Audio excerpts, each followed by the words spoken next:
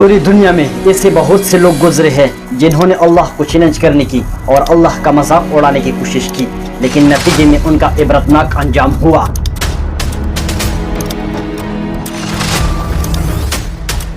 आज के इस वीडियो में हम 3 ऐसी शख्सियत के बारे में बात करेंगे जिन्होंने अपने इल्म और अपने हुनर को गलत इस्तेमाल करते हुए वही अल्लाह वही खुदा जिसने ये इल्म और ये हुनर अता फरमा रखा था उन्हें के खिलाफ इस्तेमाल किया। No one created the universe, but no one directs our fate. तो इसके लिए कहा जाता है कि डूब नहीं सकता। ये डूब नहीं सकता, ऊपर वाला भी इसे नहीं डुबा सकता।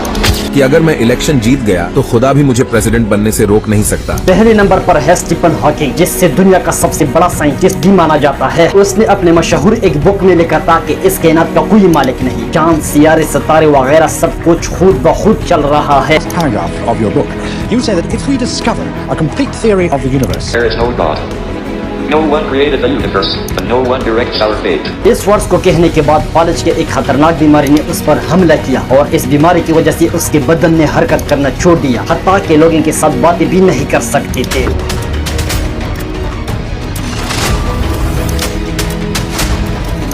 कुछ साइंटिस्ट ने इनके बात समझने के लिए एक कंप्यूटर डिवाइस बना लिया। इस कंप्यूटर के जरिए लोगों के साथ बातचीत करते थे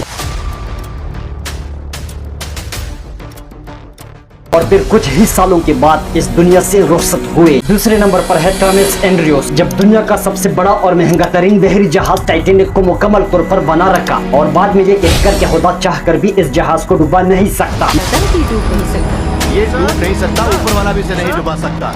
लेकिन नतीजा क्या हुआ? 10 अप्रैल 1912 ये वो दिन था जब दुनिया का सबसे बड़ा और महंगा तरीन बहरी जहाज टाइटैनिक अपने पहले सफर के आगाज के लिए बिल्कुल तैयार था।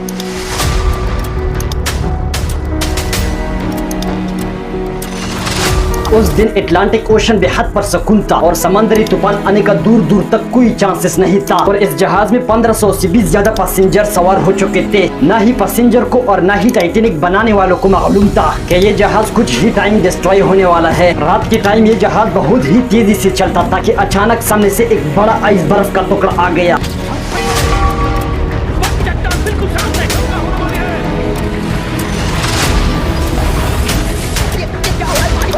पायलट ने जहाज रोकने की बहुत ही कोशिश की लेकिन रोक नहीं सकता और जहाज आइस बर्फ से टकराकर बीच समंदर में टाइटैनिक 2 टुकड़ों में टूटकर डूब गया और अपने साथ 1500 से भी ज्यादा जानें ले गई।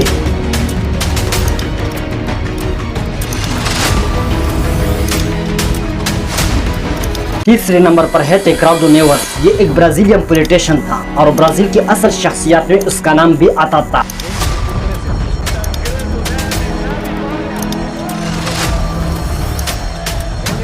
और ब्राजीलियन गवर्नमेंट की तरफ से उसको काफी सारे ओहदे भी अता किए गए थे। 1985 के इलेक्शन के दौरान टेक्राडो नेवस ने कहा कि अगर मुझे 5 लाख वोट हासिल हो गए तो खुदा चाह कर भी मुझे सदर बनने से यानी प्रेसिडेंट बनने से नहीं रोक सकता।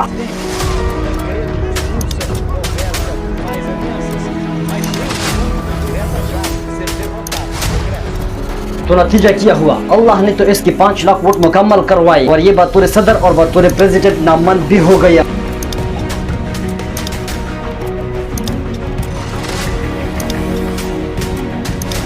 इस दिन उसने अपना ओहदा संभालना था। उससे एक दिन पहले उसको एक ऐसा बीमारी लगी जिसकी वजह से उसकी मौत हो गई और उसके एक प्रेसिडेंट बनने का ख्वाब एक ख्वाब ही रह गया।